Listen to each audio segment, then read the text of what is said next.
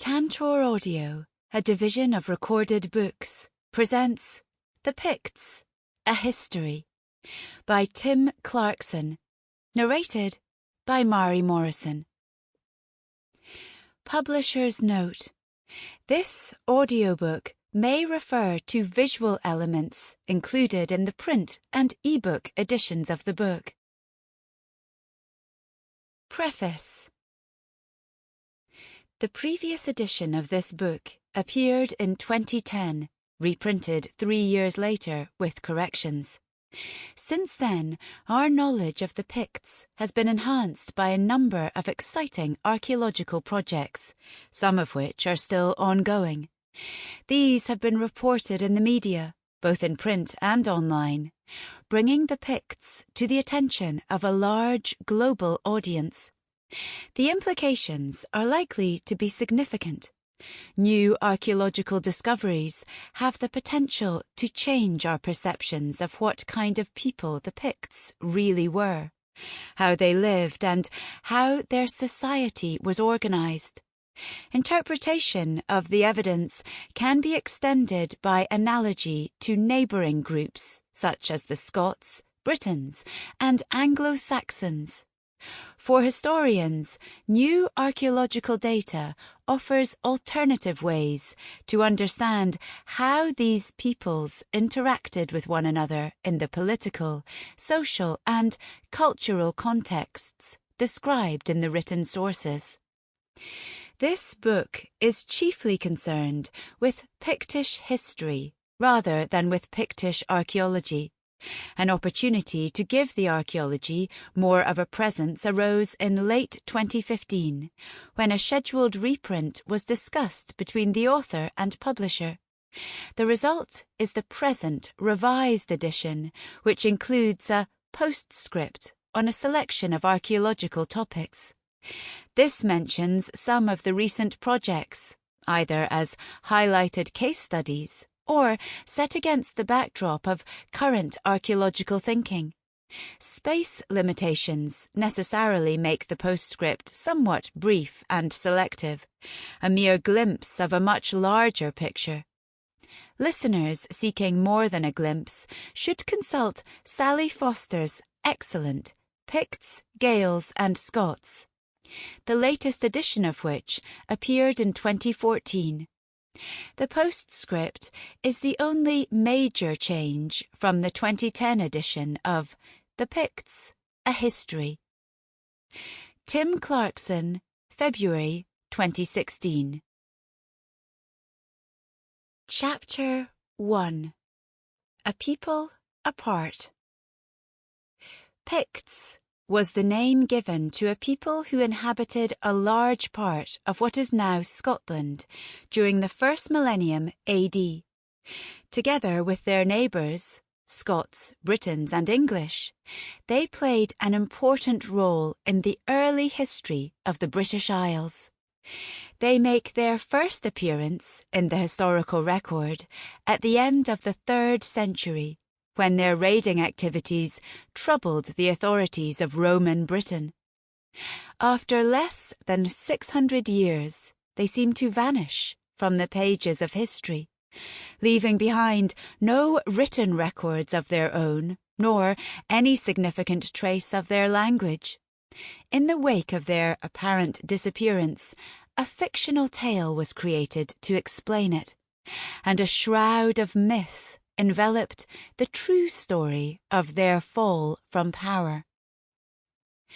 From these legends, there emerged a belief that the Picts were a mysterious race, whose history was unknown, a strange, almost alien nation, who were very different from their neighbours.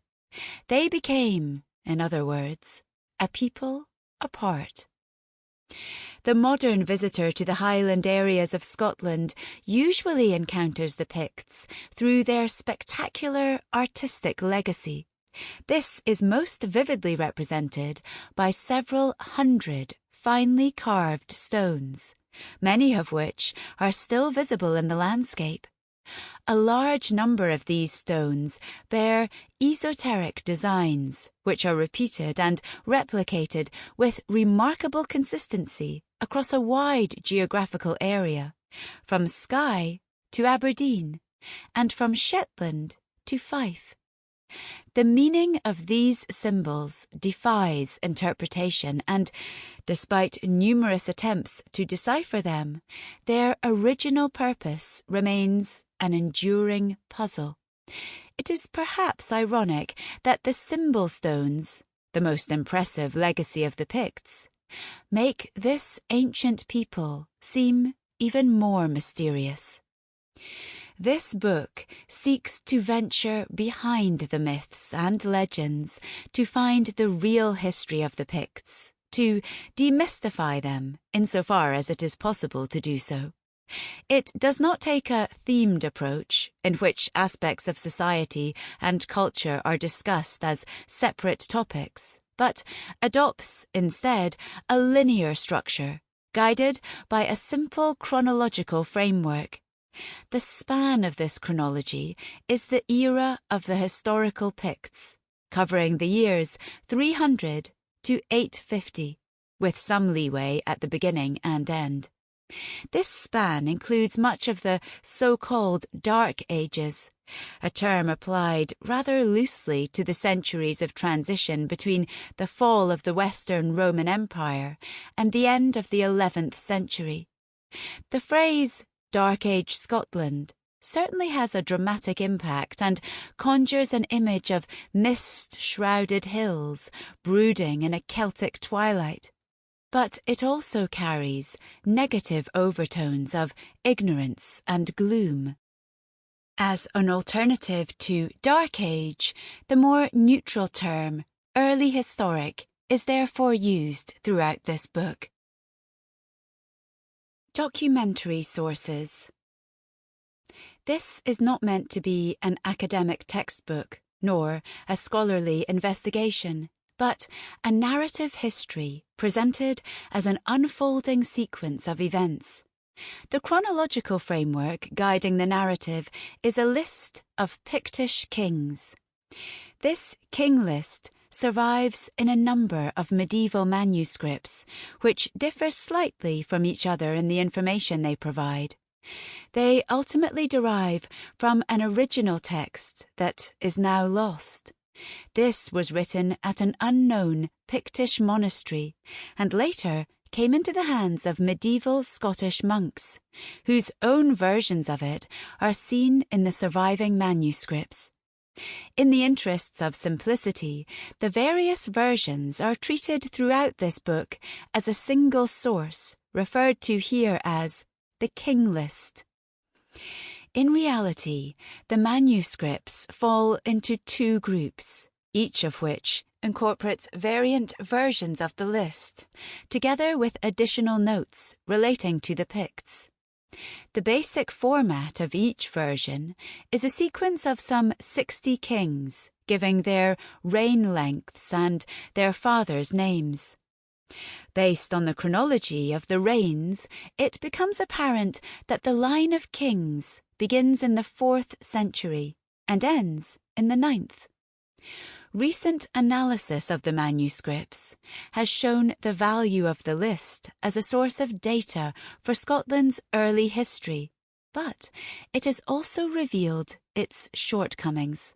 Thus, although early versions existed in written form as early as the 8th century, the oldest surviving manuscript is a product of some 6 centuries later. This means that the text needs to be treated with caution if it is to be employed as a signpost to the early historic period. Fortunately, the information it provides for people and events from AD 550 to 850 is frequently corroborated by other sources. This kind of cross-referencing makes the King List a fairly trustworthy source for the main era of Pictish history between the 6th and 9th centuries. Among the reliable sources, whose testimony corroborates the data in the King List, is the Ecclesiastical History of the English People, a book written by the Venerable Bede and completed in 731. Bede spent almost his whole life as a monk at the monastery of Wearmouth Jarrow in Northumbria and became a scholar of high repute.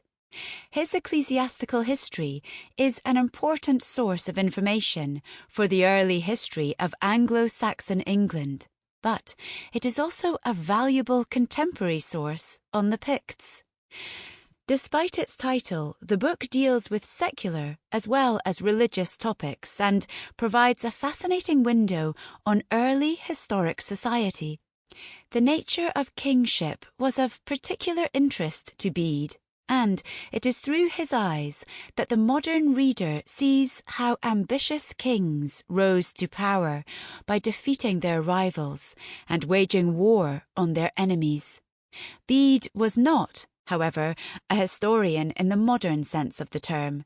For him, the course of history was predetermined by a divine scheme in which the English were a chosen people appointed by God to conquer the native Celtic inhabitants of Britain. Bede's interest in the Celts was limited to their contact with the English, especially where such contact impinged on religious matters. So the information he provides for political events in Scotland is rather patchy. To learn what was happening in the Pictish regions, historians turn instead to sources of Celtic origin, some of which are far less trustworthy than Bede. The most informative Celtic sources are the Irish Annals, a group of texts whose creators noted historical events as brief entries in a year-by-year format. Sometimes these entries were written contemporaneously as they happened, while others were made retrospectively. The surviving manuscripts are not the original annals, but copies made much later than the early historic period. However, detailed appraisal of the manuscripts has shown that a substantial number of entries relating to Scotland were part of an original text compiled at the great monastery of Iona in the 7th and 8th centuries. At some point before AD 800, this Iona chronicle was taken to Ireland, where its information was eventually incorporated into the Irish Annals. Many of the annal entries relating to Scotland and the Picts are therefore contemporary with the events they describe and bring to life the figures whose names appear in the king list.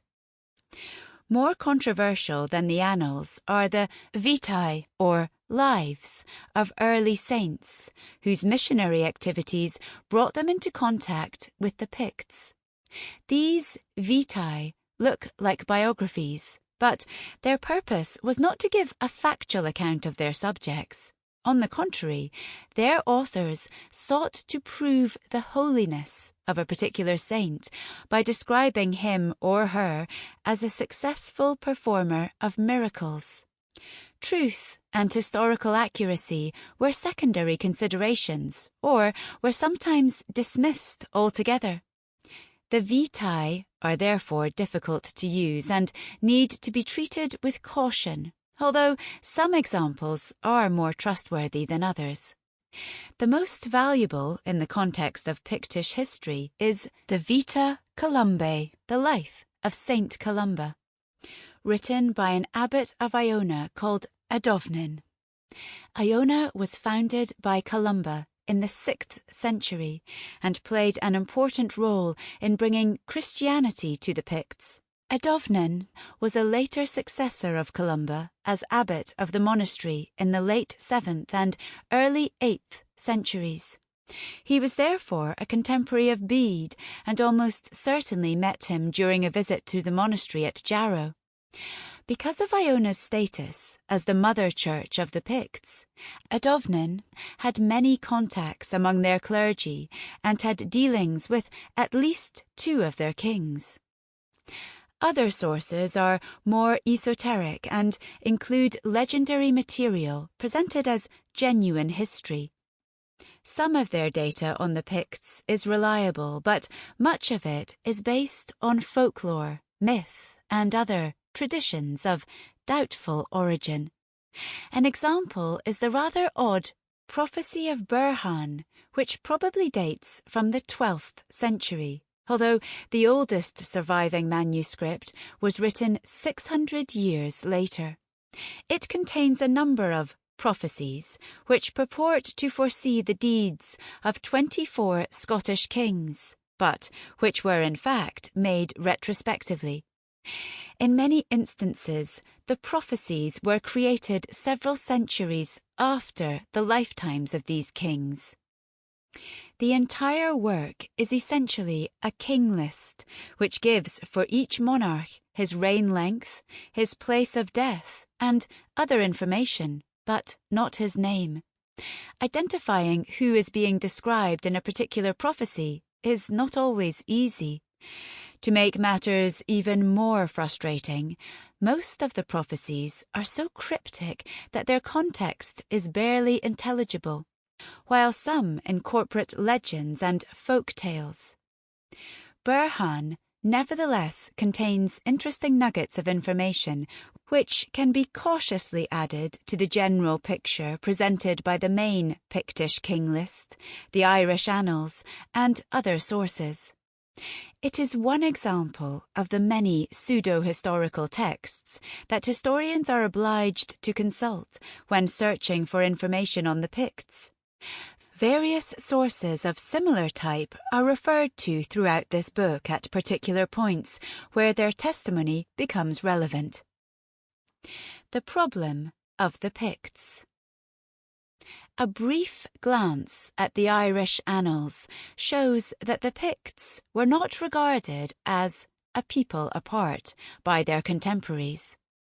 Geographical factors alone ensured that the Pictish lands were caught up in the affairs of northern Britain as a whole. The territory of the Picts was trampled and invaded by their neighbours, Scots, English, Britons, and Vikings, at various times during the early historic period. Pictish armies usually returned the favour by launching rampages of their own. When not engaged in warfare, Pictish kings communicated with other kings to shape the political landscape of what eventually became the medieval kingdom of Scotland. To writers such as Bede and Adorn, there was nothing different or special about the Picts beyond the fact that they were a distinct group, like the English or the Scots. It is curious, then, that there has arisen in modern times a belief that the Picts were a strange or enigmatic people. The enigma of the Picts exists because some aspects of their society and culture are indeed controversial. Unlike most of their neighbours, they disappeared from history to become a lost people. Their language, insofar as any trace of it survives, looks like an odd sort of gibberish. Their royal inheritance laws apparently relied on a system of matrilineal succession in which kingship was passed through the female line. Some contemporaries regarded them as a barbarous race, a view seemingly supported by their slowness in converting to Christianity. Most enigmatic of all are the arcane symbols that they carved on standing stones. Other groups may have used a selection of these symbols, but only the Picts employed them as a kind of hieroglyphic alphabet. To a Pictish observer, the symbols had special meaning and communicated specific information. Today, in spite of many ingenious attempts to solve the mystery, nobody really knows what the symbols actually mean. This alone would be sufficient to isolate the Picts, to make them seem markedly different from other groups. When added to the other enigmas listed earlier, it becomes part of a larger puzzle, the so-called problem of the Picts. Together, the various components of the problem are responsible for modern perceptions and misconceptions of just how mysterious the Picts really were. Interpreting the evidence. Perceptions have, however, started to change in recent years, and most of the misconceptions are now in retreat. Interest in the Picts is currently running at its highest level, not only in academic circles, but also in the Scottish tourism sector and among the visitor community. More and more Pictish sites are being identified and excavated by archaeologists. Material evidence unearthed by these excavations allows historians to gain new perspectives on the information in the documentary sources. This does not mean that everyone agrees on how the archaeological and documentary evidence should be interpreted.